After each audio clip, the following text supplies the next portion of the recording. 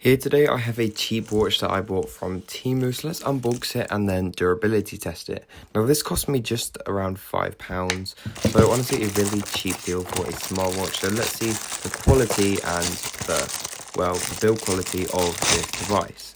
So the unboxing experience is pretty plain. Obviously you couldn't expect more for the price. It is very good value here, and in the packaging inside you do kind of see some of that cheapness. In the box you get this USB-A to whatever the watch uses charger. It is not wireless, it's got some little pins in it. You also get the gold color straps. Yeah, I did order the gold color because it was the cheapest at the time. These prices do fluctuate a lot. And of course the watch itself. Let's get that peel.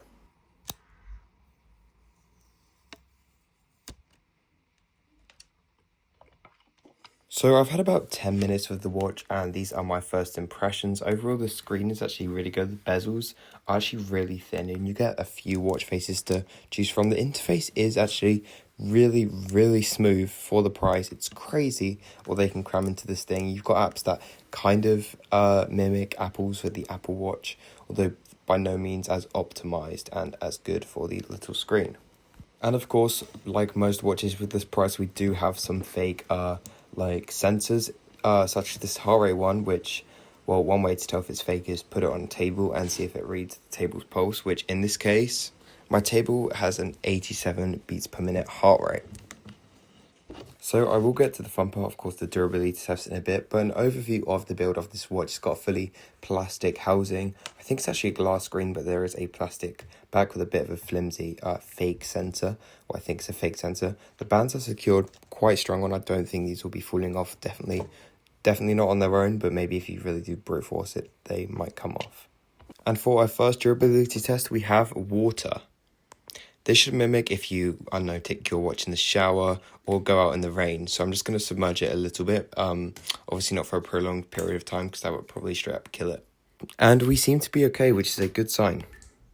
Okay, so I know it's weird, but the audio straight up didn't record for this part of the video, so I will have to do a voiceover. But this is my friend Zia. She's very good at destroying stuff. So I know this is very unnatural, and this doesn't really show durability all too well. But let's just let her do her thing. And we have our first hit. Obviously, I rush over to see if the watch is okay. And we do not have any major damage. It's still in one piece.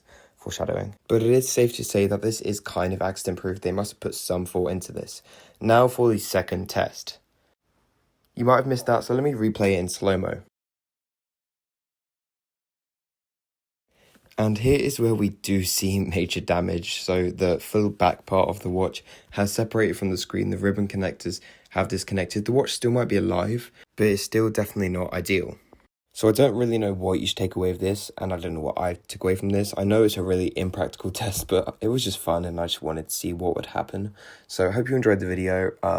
Like and consider subscribing. Thank you.